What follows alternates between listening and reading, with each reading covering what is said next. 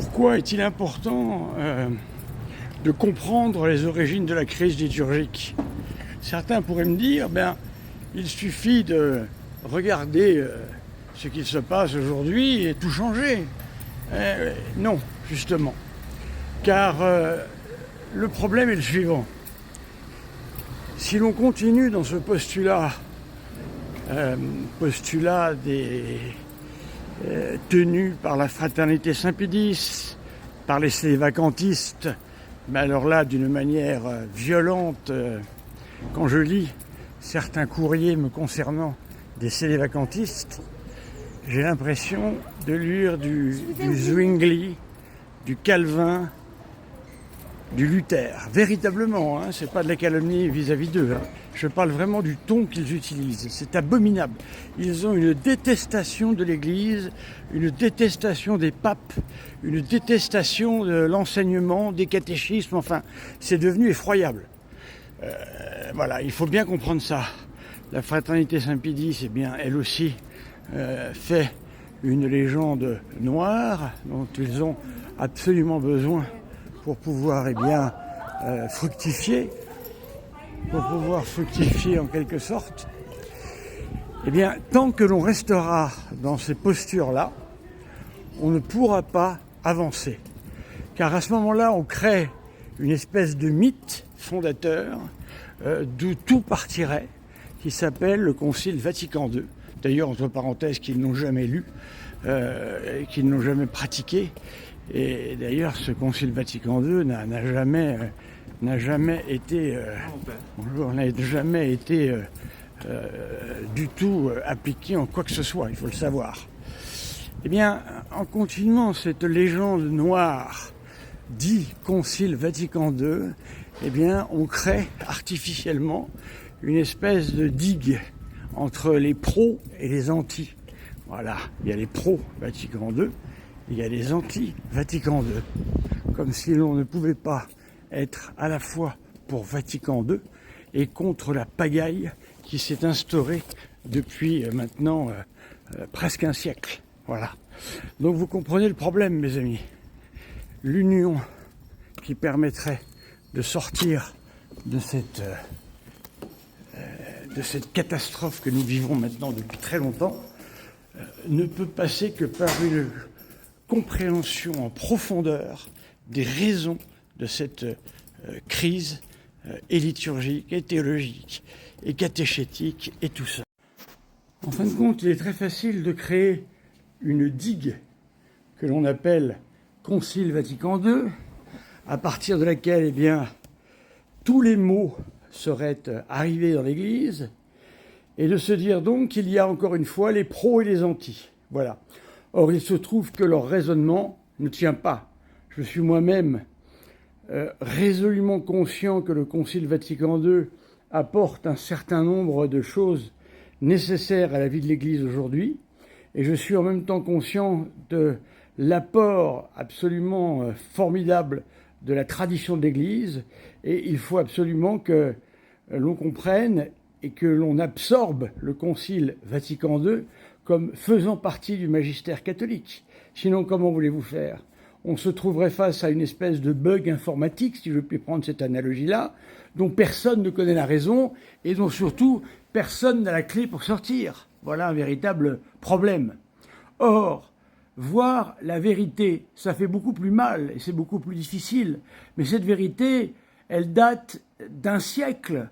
Elle date du début du modernisme, de l'américanisme et de toutes ces idées qui ont pénétré dans l'Église, qu'on veuille dire que l'Église a été infiltrée, pas infiltrée, cela n'est guère important. Ce qui compte, ce sont les idées. Voilà. Nous savons ce que pensait un Don Parche, qui est, encore une fois, une figure dans l'Église catholique. J'ai beaucoup d'ouvrages de lui. Ce que pensait Jungmann, voilà. Ce que pensait Dombot, etc. Tous ces gens sont peut-être gauchis, on peut le dire, mais ce ne sont pas des crétins. Voilà, ce sont des gens qui sont des experts. Ils avaient la chair de Moïse.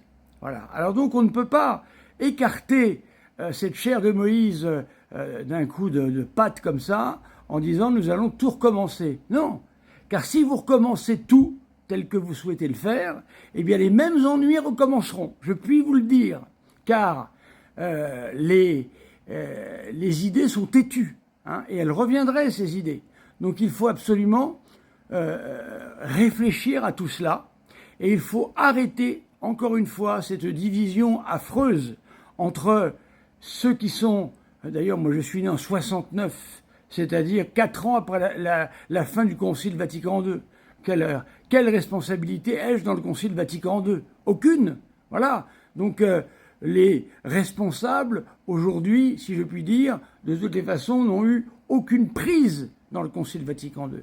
Puisque nous arrivons à voir, lorsque nous prenons le problème à bras-le-corps, c'est-à-dire dès à peu près la fin du règne de Saint Pédis, qui a essayé d'arrêter l'hémorragie comme il l'a pu, eh bien, les choses n'ont pas cessé d'avancer.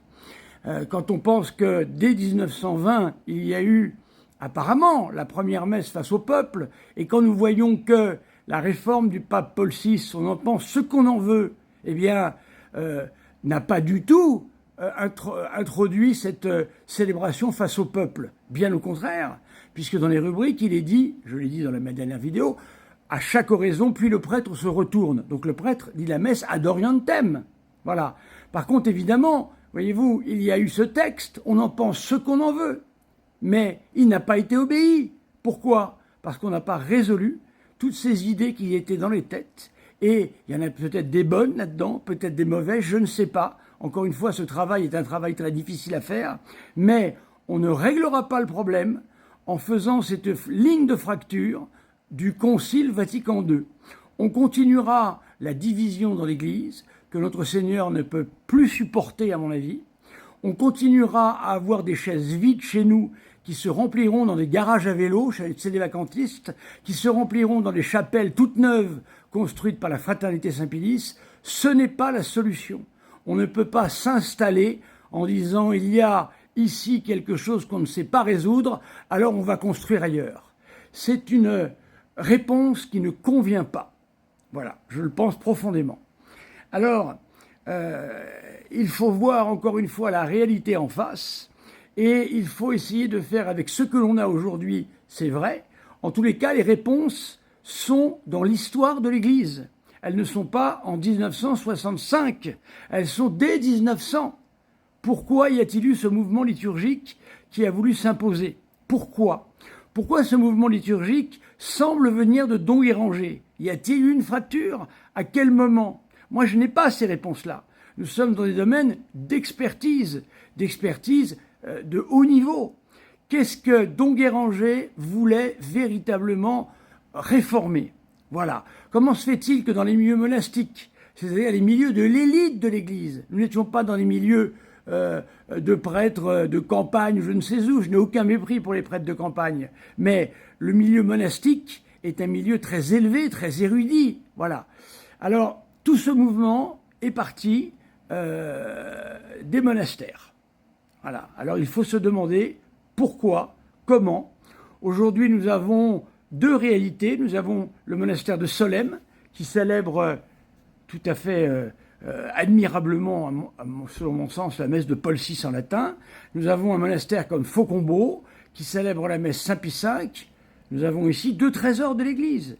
Si l'on commence à diviser les deux, c'est pas possible. On ne peut pas diviser l'ensemble.